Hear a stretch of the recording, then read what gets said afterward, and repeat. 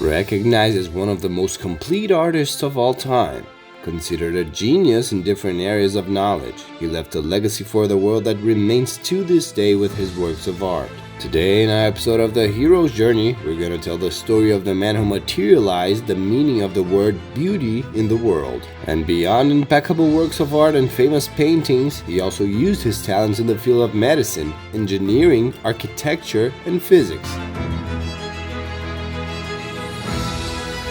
Leonardo da Vinci was born on April 15, 1452 in the town of Vinci, Tuscany in Italy. Our hero had a difficult childhood. Leonardo was the son of the peasant Caterina Lippi and the notary Piero da Vinci. His parents were not married and he was educated by close relatives, such as his stepmother and grandmother, since his mother gave up his custody to his father when he was just 5 years old. Fortunately, Leonardo da Vinci spent his youth in the city of Florence, in a period of great artistic and cultural excitement. This contributed to his early exposure to artistic manifestations that sparked his creative spirit. Later, he also lived in Milan, Rome, and finally in France. Before continuing to talk about our dear artistic's heroic journey, it's worth highlighting some curiosities that few people know. Despite everyone thinking that Da Vinci is his surname, that's not true. This denomination was chosen due to the village where he was born. Ancient reports indicate that Leonardo had blonde hair, a hooked nose, and blue eyes. In the most known biography of Da Vinci written by Walter Isaacson, the author describes the artist with the following phrase: "The greatest genius in history was an illegitimate child, gay, vegetarian, left-handed, and very scattered." Isaacson also claims that Da Vinci was a great animal rights activist, the type that would make today's activists envious. Due to these particular characteristics of our hero, he needed to overcome some obstacles during his journey. Leonardo faced various challenges, including prejudice for being an illegitimate child, which affected his social status and educational opportunities. Moreover, his thirst for knowledge often put him at odds with the norms and beliefs of his time, especially in the fields of anatomy and natural sciences, where his methods were considered controversial. Even though our hero didn't necessarily fight villains in the literal sense, he faced significant intellectual and social battles, including resistance from rigid institutions, such as the church and certain segments of Renaissance society, who were suspicious of his innovations and ideas. It's impossible not to highlight his curiosity about human anatomy and all its functionality.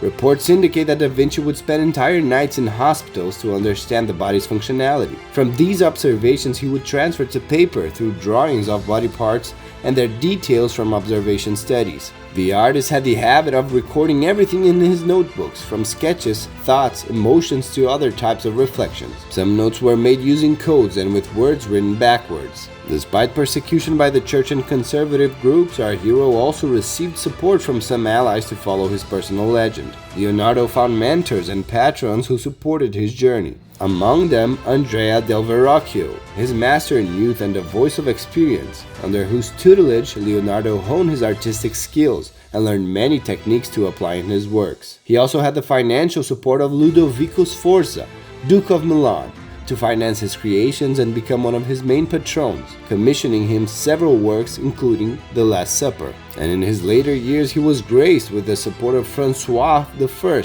King of France, who offered Leonardo da Vinci a safe refuge and generous support when he was being persecuted by the Catholic Church. In his career as an artist, Da Vinci created more than 30 works. However, not all were completed. Among his most famous and well-known works are two considered his flagship, Mona Lisa and The Last Supper. The Mona Lisa, or La Gioconda, is a painting made by Da Vinci and is among the most famous and popular in the world. It portrays the figure of a woman with a shy smile and introspective expression. Despite her face being one of the most recognized in history, the model's identity who posed for Leonardo da Vinci continues to be one of the greatest mysteries of the work, and currently is exhibited at the Louvre Museum in Paris. Regarding The Last Supper, it's a painting that represents the biblical moment when Christ shares his last meal with the disciples. This work by Leonardo da Vinci has become the artist's trademark. Da Vinci often liked to portray religious themes in his painting. It's also seen as a work of art that has a perfect symmetry in its composition. In sculpture, Leonardo practiced the use of perspective to model objects on two-dimensional and three-dimensional surfaces.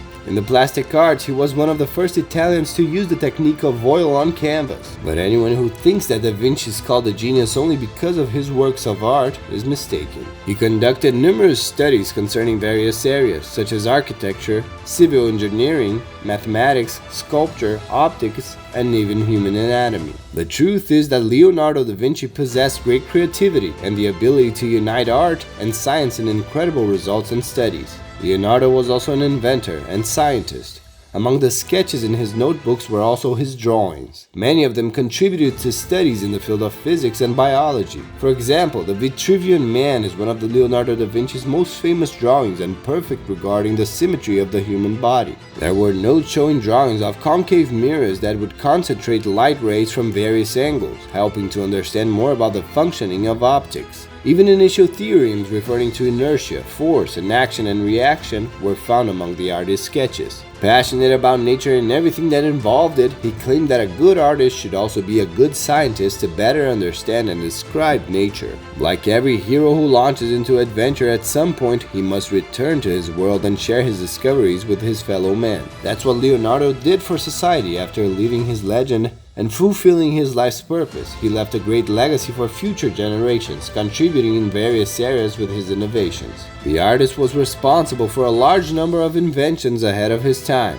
and that, after many years, took shape properly, only requiring minor adjustments. Among the items to exemplify are the first model of a parachute, a hang glider, armored tanks, excavators, robots, dividing equipment, and even a revolving bridge. Da Vinci even tried to develop the first machine that flew with men in 1498, but he couldn't finish it. His heroic journey is so surprising that his life will become a movie in cinemas. Da Vinci will be played by his namesake, Leonardo DiCaprio. The film promises to tell all the backstage of Da Vinci's life and the story behind his creations. An interesting fact about the film is that Leonardo DiCaprio received his name inspired precisely by the Italian artist, besides both having a strong connection with nature and becoming vegetarians.